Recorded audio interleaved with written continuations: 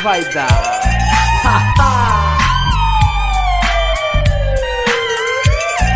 तो हेलो दोस्तों, अभी कुछ दिनों से इस तरह के वीडियोस इंस्टा के रील्स पे बहुत तेज़ी से वायरल हो रहे हैं। अगर आप भी इस तरह के वीडियो एडिट करना चाहते हैं तो इस वीडियो को लास्ट दिएगा। तो उससे पहले अगर आप नए हैं तो हमारे YouTube channel create new technology को ज़रूर से सब्सक्राइब कर दीजिएगा और साथ में इस बेल आइकन को ऑल प्रेस कर देगा ताकि हमारी डेली की नोटिफिकेशन आप तक तुरंत पहुंचे। तो सबसे पहले आपको अपने मोबाइल के क्रोम ब्राउज़र पर जाना है। क्रोम ब्राउज़र पर जाने के बाद सबसे पहले सर्च करना है GTA voice city HD wallpaper. और वॉलपेपर सर्च करने के बाद आपको जो भी वॉलपेपर पसंद है उस वॉलपेपर को डाउनलोड कर लीजिएगा। और वॉलपेपर डाउनलोड करने के बाद आप GTA वॉइस सिटी का एक लोगो भी डाउनलोड कर लीजिएगा ताकि आप अपने फ़ोटो को एडिट करें तो उस टाइम आप एक लोगो भी दे सकें। सेकेंड पार्ट में आपको करना क्या है, आपको एक अपनी वीडियो रिकॉर्ड करनी है। वीडियो रिकॉर्ड करने के बाद आपको अपने काइंड मास्टर एप्लीकेशन पे चले जाना है। एप्लीकेशन पे जाने के बाद आपको 9.16 का रेशियो सेलेक्ट करना है। रेशियो सेलेक्ट करने के बाद आपको उस वीडियो को सिलेक्ट करना है। उस वीडियो को सिलेक्ट करने के बाद आपको उस वीडियो का एक पार्ट को कैप्चर करना है जिसे आप एडिट करना चाहते हैं।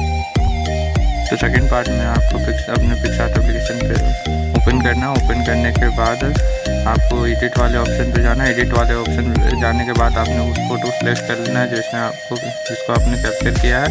उसके बाद आपको मैजिक वाले ऑप्शन पे इफेक्ट वाले ऑप्शन पे जाना है। इफेक्ट वाले ऑप्शन पे जाने के बाद स्टिकर वाले ऑप्शन पे जाना है। स्टिकर वाले ऑप्शन में जाने के बाद आपको कुछ इस तरह से इसे सेलेक्ट कर लेना है। देख लीजिए, तो इस तरह आप इसे सेलेक्ट करके आप इसे ऊपर नीचे दाएं बाएं कर सकते हैं। मगर सबसे पहले इसमें आपका फ़ोटो की क्वालिटी डिपेंड करती है। अगर आपकी फ़ोटो जैसी क्वालिटी की होगी ये उस तरह का वर्क करेगा। मेरी फ़ोटो थोड़ी लो क्वालिटी की है इसलिए मुझे थोड़ा कम मेहनत करना होगा। इससे आप अच्छी तरह से एडिट कर लीजिएगा ताकि आपकी फ़ोटो अच्छी क्वालिटी में आ सके।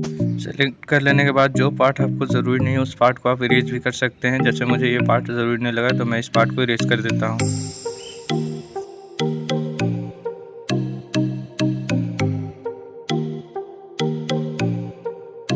तो आपका जो भी पार्ट छूट गया आप उसे ड्रॉ वाले ऑप्शन पे जाके उसे अच्छे से एडिट कर सकते हैं। तो देखिए, जैसे मेरा यहाँ पे पार्ट छूट चुका है तो मैं इसे अच्छे से एडिट कर लेता हूँ।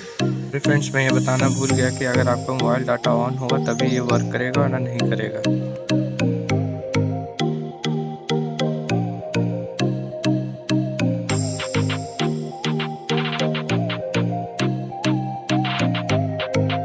चलिए फ्रेंड्स, ये मेरा फ़ोटो एडिट हो चुका है। एडिट करने के बाद मुझे इफेक्ट वाले ऑप्शन पे दोबारा जाना है। उस ऑप्शन पे जाने के बाद अनडेड वाले ऑप्शन को सेलेक्ट कर लेना है। तो सेलेक्ट करने के बाद आपको ये 3 डॉट दिखेगा, उस पर क्लिक करने के बाद आपके इस रेशियो को घटा भी सकते हैं, बढ़ा भी सकते हैं। आपकी फ़ोटो की क्वालिटी के अनुसार वो आपको डिपेंड करता है कि आप उसे कितने रखें। तो मेरी लगभग थोड़ी कम क्वालिटी है तो मैं इसे 87 या 97 के आसपास रख लेता हूँ। फिर दोबारा से इफेक्ट वाले ऑप्शन पर क्लिक करके आपको सेकंड इफेक्ट नियो पॉप पे जाना है। जैसे कि इस नियो पॉप को आपको सेलेक्ट कर लेना है। उसके बाद इसे दोबारा उसी तरह से 3 डॉट पे क्लिक करने के बाद आप इसे अपनी फ़ोटो के क्वालिटी अनुसार आप इसे एडजस्ट कर लीजिएगा।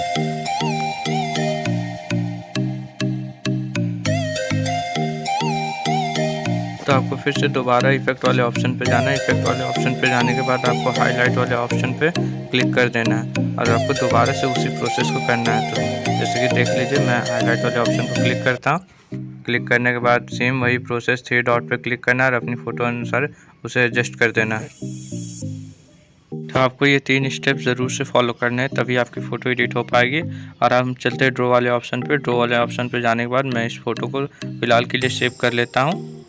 फ़ोटो सेव करने के बाद हमें उस फ़ोटो को सिलेक्ट करना है जिसे हमने डाउनलोड किया है। तो चलिए, इस फ़ोटो को मैंने सिलेक्ट कर लिया और इस फ़ोटो को सिलेक्ट करने के बाद मुझे इसे सही से एडजस्ट करना होगा। तो अपनी फ़ोटो अनुसार आप जो भी फ़ोटो सेलेक्ट हो उसे एडजस्ट अनुसार अपने सेलेक्ट कर लीजिए।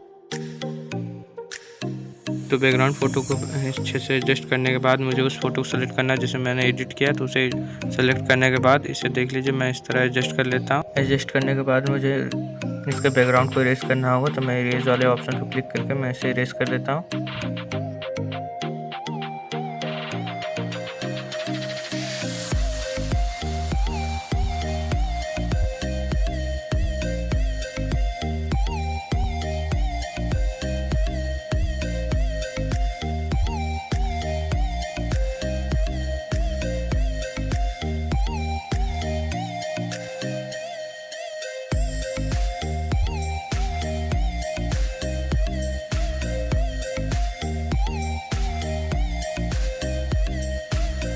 हमारी फ़ोटो पूरी तरह से इरेज हो चुकी है। अब मैं इसे सही से एडजस्ट कर देता हूँ।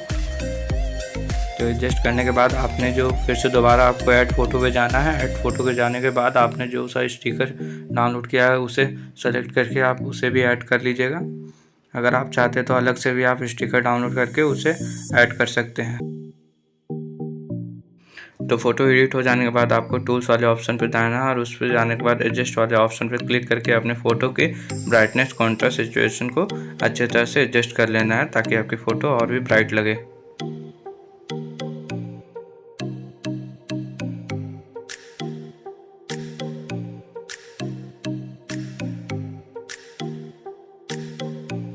तो हमारी फ़ोटो एडिट हो जाने के बाद हमें दोबारा से ड्रॉ वाले ऑप्शन पे जाना है। ड्रॉ वाले ऑप्शन पे जाने के बाद हमें अपनी फ़ोटो को सेव कर लेनी है।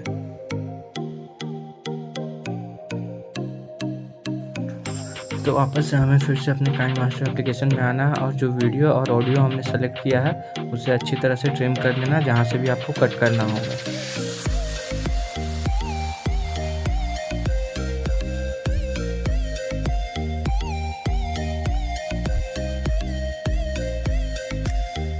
तो ट्रिम करने के बाद हमें उस फ़ोटो को सेलेक्ट कर लेना है जिसको हमने अभी थोड़ी देर पहले एडिट किया था।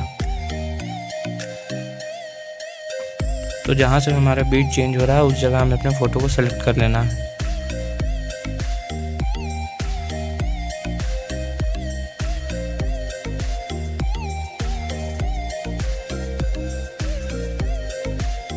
तो सेलेक्ट करने के बाद हमें अपने उस वीडियो को एक्सपोर्ट कर लेना है, जैसे कि आप लास्ट है। तो एक्सपोर्ट करने के बाद ये वीडियो हमारा कुछ इस तरह से बनेगा।